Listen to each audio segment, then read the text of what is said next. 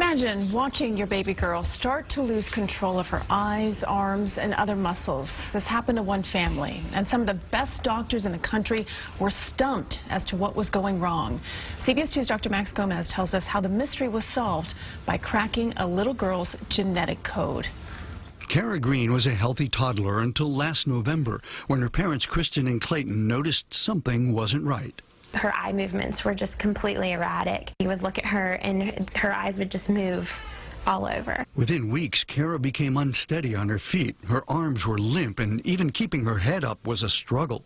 Falling on her face, not catching herself with her arms. Kara was tested at Duke Medical Center for a terrifying range of possibilities, including a brain tumor. Kara was just days from starting chemo for a presumed autoimmune disorder when her doctors turned to Dr. David Goldstein's genetics team. They hoped that maybe by looking at the genome, we would find an indication of what was wrong. Using state-of-the-art technology, the genetics team was able to sequence a part of Kara's and her parents' DNA that makes certain proteins. What we're looking for is something that happens in the patient's genome. When we see something that happens just in that genome, then that's a possibility that it's contributing to the disease. They found that Kara has Braun-Violette-Van Leer syndrome, an extremely rare disease that kept vitamins from being transported into cells.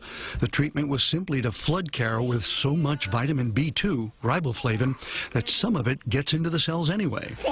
Fingers. So you're telling us that if we give her a vitamin, that she's gonna, she'll stop getting worse and she might get better? Let's do your medicine. Not might get better. Within months, Kara could lift her arms, feed herself, and even run around with a big smile, just like a 2-year-old should be able to do. Dr. Goldstein, who is now at Columbia University Medical Center in New York, says this is a perfect example of precision medicine, using genetic information to figure out exactly what's wrong and use that information to target a treatment right at that specific problem. Dr. Max Gomez, CBS 2 News. That is just incredible. Kara will have to take her vitamin supplements for the rest of her life, but geez, I mean, she was this close to chemo, and it was all a vitamin. That's a miracle. It really is. Spectacular. All right.